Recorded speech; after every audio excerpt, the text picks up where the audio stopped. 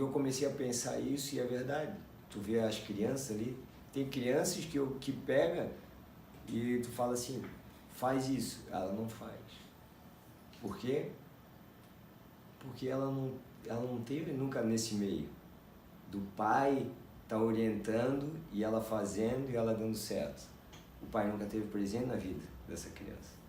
Então eu falava e o que acontecia? Ela não fazia. Aí o dia ela só chegou para mim, eu queria ir no campeonato. Não. A hora que tu começar a escutar, eu te levo. Enquanto tu não escutar. E aí mudou a vida de começar a escutar. Ele, mas não deu certo. Continua. Porque às vezes não é no momento que vai acontecer. É como tu falou da semente.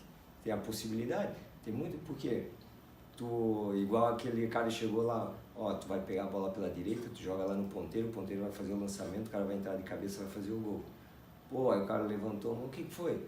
Pô, tu já combinou com outro time que tu vai fazer isso? Pô, tem o outro lado, pô, né? Então nós vamos treinar para fazer. Agora, se o cara tiver mais treinado que a gente, não vai dar certo. Então tu vai ter que ter outras possibilidades. E o treino e de tu tá escutando é isso, porque tu tá na luta. Tu vai fazer aquela técnica e o cara defendeu. Pô, tu só sabe aquilo. Tu não vai fazer mais nada. Agora, se o teu professor falar, faz por exemplo, o braço preso, ou segura a perna, ou isso, aí, é verdade, eu vou segurar aqui, eu vou fazer aquela outra técnica, e assim por diante. Então, é a mesma orientação que tu tem dentro de casa. Então, se tu não tem isso de base dentro da tua casa, aqui vai ser mais difícil, mas tu vai aprender aqui, dentro do jiu-jitsu, a ser orientado e a saber que pode confiar naquela palavra do pai, que é aqui dentro do professor. Então, é mais ou menos isso que a gente quer passar e, às vezes, várias ocasiões aqui de um meter a porrada no outro, né, aqui dentro. Por quê?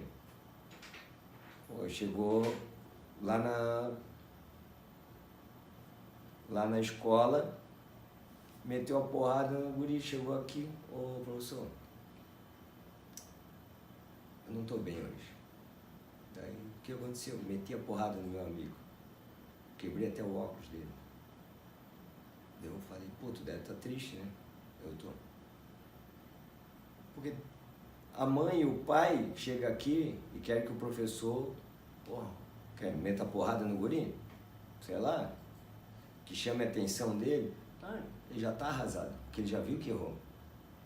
A mãe já deve ter enchido o saco do guri, ou o pai. Então, eu não posso fazer a mesma coisa, porque ele vai ter a mesma reação com o pai ou com a mãe, vai ser comigo. Então, para quem que ele vai se abrir, de verdade? Se eu tiver a mesma reação que os pais. Daí tu tem que abraçar e falar, isso é chato, cara, já passei por isso também. Só que o sábio é aquele que não vai pela primeira reação. Que a primeira reação é tu meter a porrada mesmo. Tu acha que eu não tenho vontade? Tem, eu falei na última aula, né? Eles se estapearam ali dentro, eu queria um grau de cada um e tal. Eu falei para eles, para todos, vocês acham que eu não tenho vontade de meter porrada em alguns aí? Eu tenho vontade mesmo. Mas pergunta se eu faço. Não. Porque não é correto. Agora, tu ter vontade não é correto, nós somos seres humanos, cara. Mas se a gente não agir com sabedoria, não vai. É resgatar, né? Ouvir, ver a dificuldade que a pessoa está passando e não meter a porrada, né? Como a gente falou, a própria consciência da pessoa já acaba maltratando ela que chega, né? Ela não precisa de mais pessoas, muitas vezes, para... Porque, eu digo, é o meio, né? Então, quando nós começamos a conversar, que eu falei do meio, do que eu queria remeter essa questão, às vezes as pessoas pensam, mas o cara lá não pensa igual a você. Pô, não pensa. Tá, e é por isso que ele não pode ser teu cliente? Até pode, mas se tu não fizer um relacionamento com o teu cliente, ele vai comprar de outro. Não é a mesma coisa, tu vende o teu serviço. Chegar aqui, tá, o cara tá precisando, tá, vocês trocam. Agora, se não tiver um relacionamento, se não tiver no mesmo meio, ou tu não vais mais sentir que seja um cliente legal para te ter na tua carteira, ou ele não vai ter, pô, o cara, tá, ele veio aqui, fez um trabalho legal e tal, mas, pô, não sei o que, eu não me identifiquei com ele, porque não teve um relacionamento, né? E tudo na nossa vida é relacionamento. Depois que eu li aquele livro lá, eu tenho certeza disso. Tudo é relacionamento e depende da gente. Depende da gente. A cabana. A cabana. Eu sempre falo também, hoje eu estudo muito sobre comportamento e relacionamentos, né?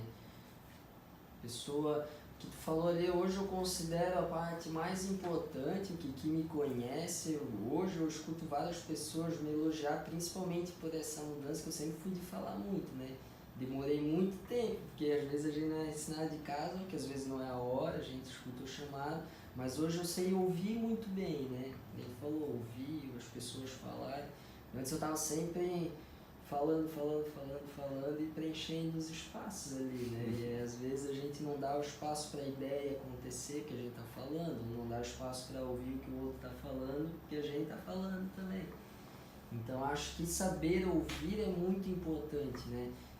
Como slogan hoje da minha empresa, eu estou trabalhando, todo mundo tem uma história, queremos ouvir a sua, né? Não mais no sentido que as pessoas falam, tem uma produtora, vamos contar a sua história, vamos mostrar a sua... Não, queremos ouvir um pouco, né? Receptivo, assim, pegar e ouvir o que as pessoas têm a dizer. As pessoas também têm grandes ideias, né? Acho que essa questão de ouvir é muito importante, saber ouvir, saber ser ouvido e essa troca. Eu sempre digo que assim, que não é errado tu sentir raiva, que tu tem, como falei, vontade de dar uma porrada em alguém. Isso não vejo errado, porque é uma coisa que veio. O que eu acho, o que a gente deve trabalhar é que essas vontades não podem ser maior do que o teu desejo de fazer a coisa certa. Por exemplo, vamos para o campeonato. Aí dizer o cara que vier aqui para mim falar que vai para um campeonato e não fica com medo, não fica com ansiedade ou qualquer tipo de coisa parecida, eu vou dizer para ele que ele está mentindo. Só que eu digo para todos eles, vocês vão chegar lá, vão ficar nervosos, mas o teu nervosismo não pode ser maior que a tua vontade de vencer. Jamais. Então, tu tem que entrar lá, eu quero ganhar. É pecado querer ganhar? Não, cara. Então é a mesma coisa. Eu não posso deixar aquele medo, aquele nervosismo tomar conta de mim. E eu aprendi em janeiro de 2016. Eu aprendi isso. Quando eu estava na Europa, sentado lá para entrar, para lutar. Antes da primeira luta eu nunca tinha escutado louvor, música gospel. Nunca. Eu não sei o porquê que eu baixei aqui, busquei ali música gospel. Baixei, nem escutei antes de ir. Cheguei lá antes de entrar para lutar, coloquei na música Efésios 6. E aquilo mudou a minha vida. Até eu coloquei, mandei para André. Né? Porque eu gravei a música sem... Não sei por que eu gravei. Realmente eu não sabia. Cheguei lá, daí aquilo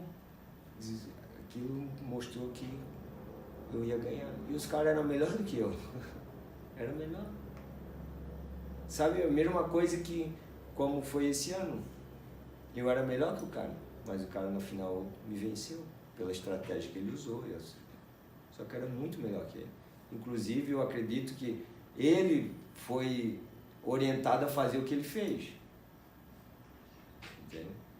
Porque o cara tinha visto as minhas lutas anteriores e realmente eu era melhor que ele, só que ele me venceu. E é o que aconteceu em 2016. Com aquilo ali, a vontade dele vencer foi maior que a minha. Então é isso que a gente tem que saber. O que tu queres, onde tu queres chegar. Eu quero entrar lá, eu quero competir. Aí o cara, muitos começam a procurar os adversários pela internet e a segunda, terceira luta, irmão, tem a primeira. Se tu não ganhar a primeira, tu não passa pra frente. Então tu tens que focar todas as tuas energias no primeiro, não no segundo.